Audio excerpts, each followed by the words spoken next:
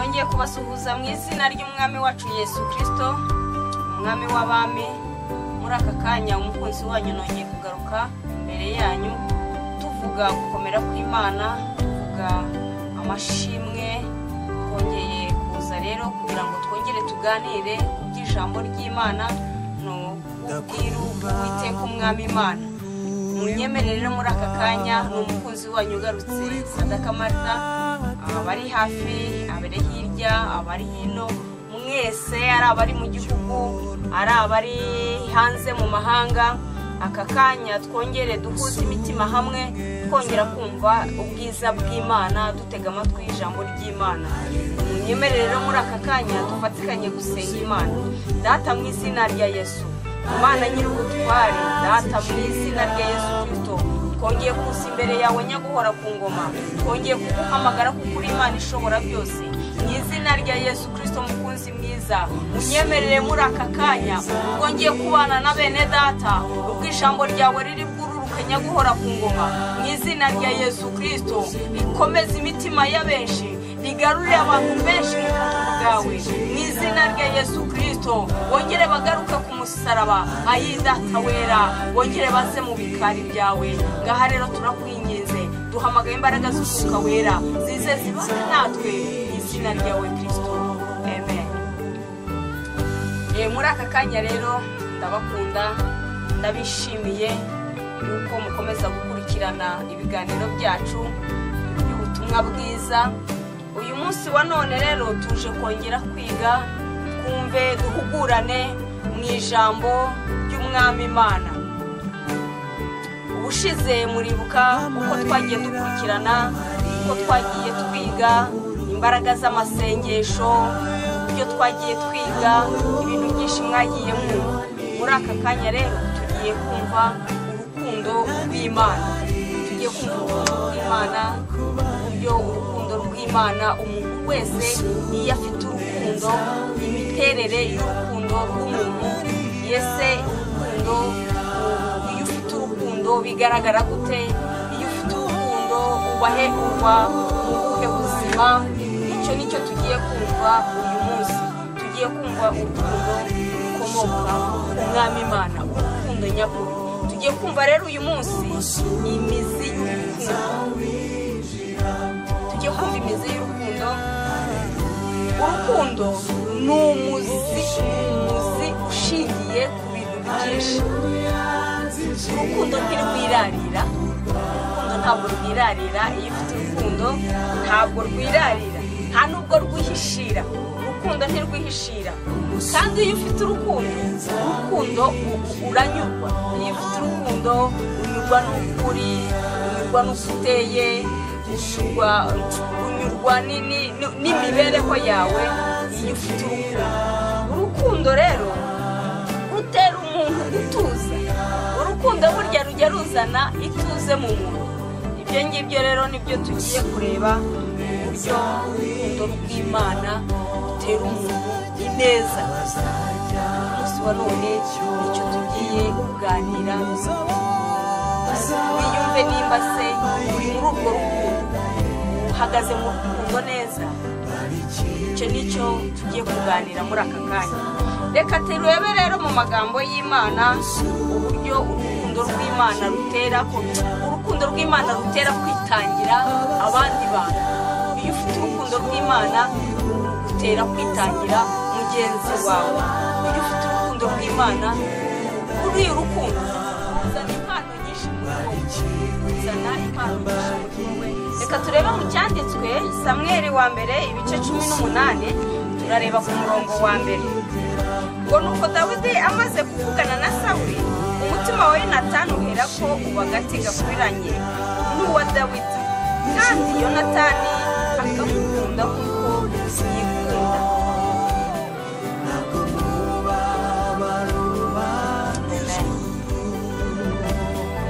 Tumaze kumva amagambo ukuntu Dawidi na Yonatani bagize urukundo ruba ngo hagati gakubiranije.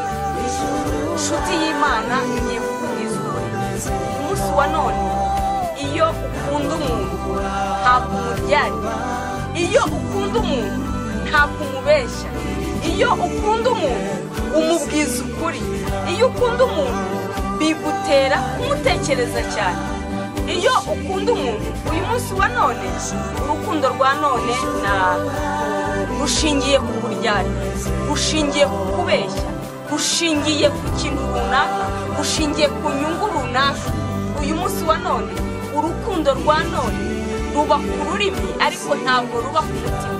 Ariko mu by'ukuri reka nkubwire, buriya umutima ni ikintu kitabeshya. Nubwo waba urimo kubikora gutyo, ariko umutima wawe urabikubwira, ukwemeza yuko urwo rukundo atari rwo, ukwemeza yuko urimo kumubeshya.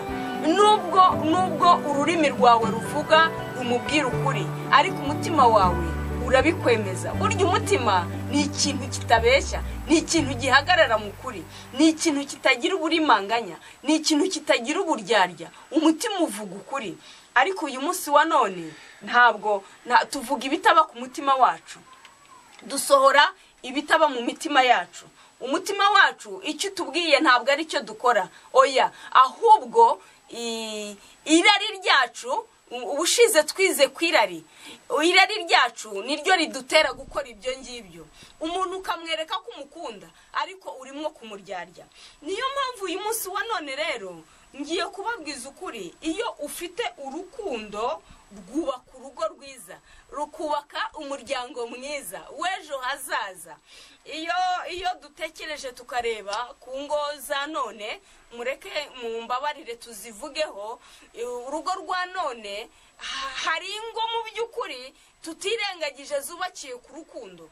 Iyo rero urwo rugo uzarubwirwa na bya bindi twavuze hejuru, uzarubwirwa n'amahoro, uzarubwirwa n'ituze, uzarubwirwa n'ukuri, uzarubwirwa kubera urukundo.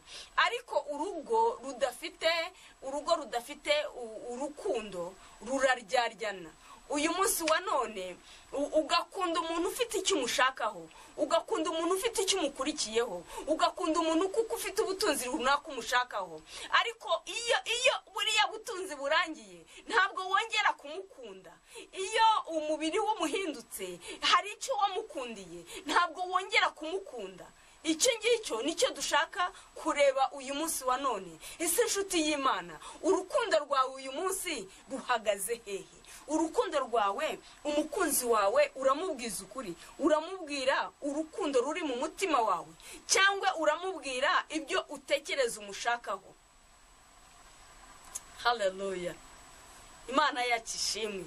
Uyu munsi wa none nimureke twubake ku rukundo rw'ukuri, nimureke twubake ku rukundo rwo gukundana, nimureke twubake ku rukundo rutagira uburyarya, nimureke twubake ku rukundo rufite imizi y'umwimerere.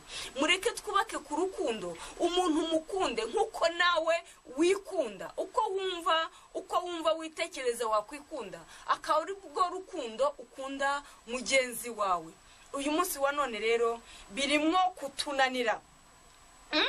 Urukundo rutera umuntu kugira discipline. No kuvuga ngo iyo ufite urukundo muri wowe, urukundo burya rurakuyobora, kandi rukuyobora mu byiza, ntabwo rubasha kukuyobora mu bibi. Oya, iyo ufite urukundo ukagira discipline, iyo ufite discipline umenya kubana n'abandi, umenya kubana n'abandi neza, umenya kubana n'urubyiruko neza, umenya kubana n'abakuru neza, umenya kubana n'abaturanyi neza, umenya kubana buri ngeri zose, umenya kubana nabo. Kubera rwa rukundo ruba ufite urukundo uba ufite discipline muri wowe.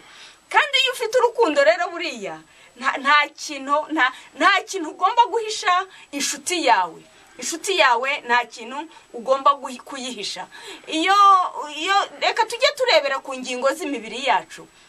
Inshuti z'Imana, yewe hari igihe ntekereza ingingo z'imibiri yacu nkumva ni ingingo zitangaje cyane, nkumva ni ingingo ntabwo zitekereza nkuko dutekereza. Ariko ni ukuvuga ngo buri kintu cyose gikunda mugenzi wacyo, buri rugingo rwose rukunda urundi rugingo mugenzi warwo. Nimba nimba ubabaye ukuboko kwawe kukababara, ni ukuvuga ngo amaso ababarana na kwa kuboko, umunwa ukababarana na kwa kuboko, amaguru akababarana na kwa kuboko. Ni ukuvuga ngo nimba ugiye kwa muganga urwaye kwa kuboko nikubasha kuvuga, ururimi ruhita ruvugira ukuboko uko byagenze, ubwenge bugahita butekerereza neza, bukazana filime y'ibintu byose ukuntu byagenze, noneho ururimi rugasohora uburyo byagenze, amaguru agaherekeza kwa kuboko kwa muganga. Ingingo zacu ntabwo zijye zisigana, zirakundana. Inshuti y'Imana, ingingo zacu iyo wishimye, iyo wishimye, umutima wawe wishimye, buri rugingo rwawe rwose rurishima. Uko nguko rero niko dukwiriye kuba mu rukundo. Nimba ukunze mugenzi wawe, mukunde nyine, mukunde umugore wawe, mukunde nkuko bikwiriye. Wigira icyumuhisha, wigira icyumukemangaho, wigira ikintu cyose ni mukijyeho inama. Umugabo wawe mukunde gutyo nkuko ingingo zacu zibasha gukundana. Uyu munsi wa none reka nkubwire, inshuti yawe mwigana uko yikunda, yikunde nkuko nyine wumva ziriya ngingo zawe, wumva uko urugingo rwawe rukundana, rukunda urugingo mugenzi warwo, aba ariko nawe biguha umutima wawe gukunda mugenzi wawe utamuryarya. Uko twabivuze mbere, burya umutima ntubeshya, ururimi rubasha kubeshya, ariko umutima ububizi neza, ukubwiza ukuri yuko ibyo urimo kuvuga atari byo. Uyu munsi wa none rero reka twumve uburyo urukundo rubasha kuzana ingeso nziza mu bantu. Uko tumaze kubivuga, nidukundane urukundo nk'agati kikubiranyije, nkuko Dawidi yakundanye na Yonatani. Iyo ukunze umuntu nkubwije ukuri uramwitangira, ukamwitangira muri byinshi, ukamwitangira mu buryo bwose bushoboka, uramwitangira kubera rwa rukundo. Reka nkubwire, iyo ufite ubundi gushaka neza no guhirwa, iyo ushatse neza ugahirwa, biriya biba byaratewe n'urukundo. Urugo ni ijuru riba ryakumanukiye. Urugo rurimo urukundo, ndashaka kuvuga ngo ndashaka kukwereka uburemere bw'urukundo. Uburemere bw'urukundo ni ukuvuga ngo urugo rurimo urukundo ni ijuru, ni ukuri riba ryakumanukiye. Ibyo byose ni ukubera urukundo rw'Imana. Kandi reka nkubwire, urugo rwiza ni paradizo. Urugo rwiza ni paradizo. Ni ukuvuga ngo ruriya rugo ruzaba paradizo gute? Ruriya rugo ruzaba paradizo kuko rurimo urukundo. Ukunda mugenzi wawe nkuko wikunda, ukunda mugenzi wawe ntumugireho amakemwa, ukunda mugenzi wawe ntumukekeho icyo wagomba kumukekaho. Oya, iyo ufite urukundo ntagukeka, oya, ahubwo iyo ufite urukundo ibintu byose ubibona mu rukundo rw'Imana. Uyu munsi wa none rero ndabwira umuto, ndabwira umukuru, nimureke dushimangire mu rukundo. Urubyiruko yemwe, nimureke mushimangire mu rukundo, kuko urukundo nirwo ruzubaka ubuzima bwanyu bw'ejo hazaza. Urukundo nirwo ruzabaha gutera intambwe. Urukundo nirwo ruzakwicaza ku ntebe utakagombye kwicaraho, wenda ababyeyi bawe batakwicajeho, ariko uru rukundo ruzakwicazaho utakagombye kumenya. Uyu munsi wa none rero munyemerere buri muntu wese yumva imbaraga z'urukundo, yumva agaciro k'urukundo, yumve wo kugira ishyari mugenzi wawe. Ntabwo ushobora kugira urukundo ngo uzagirire umuntu ishyari, ntabwo ushobora kugira urukundo ngo uzagambanire umuntu, ntabwo ushobora kugira urukundo ngo uzashimanire mugenzi wawe inzara, ntabwo ushobora kugira urukundo ngo uzagirire ifitina mugenzi wawe. Oya, ahubwo iyo ufite urukundo uhora umwibonamwo, uhora umubonamwo ubwiza bw'Imana, uhora umubonamwo icyiza cyakugirira umumaro. Inshuti z'Imana rero, twarimo tuvuga ku rukundo. muri aka kanya rero unyemerere uhagurukire mu rukundo, ugira urukundo rushingiye ku muzi, ugira urukundo ruva mu mutima wawe. Ndashaka kukubwira urukundo urukundo rutari urubeya, urukundo tutavuga mu magambo, ahubwo urukundo ruva mu ndiba y'umutima.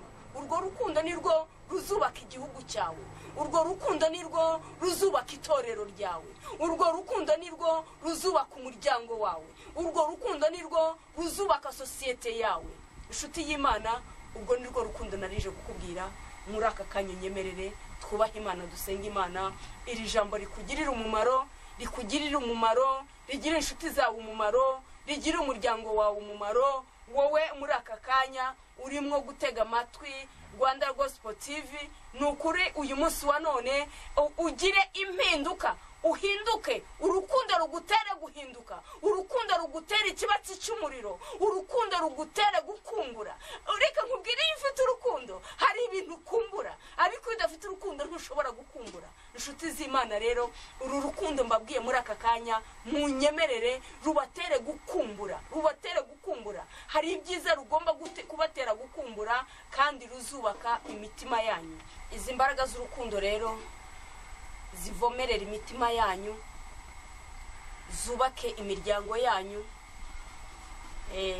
Muri aka kanya rero yari umukunzi wanyu mukunda, yari umukunzi wanyu bakunda, Sadaka Martha.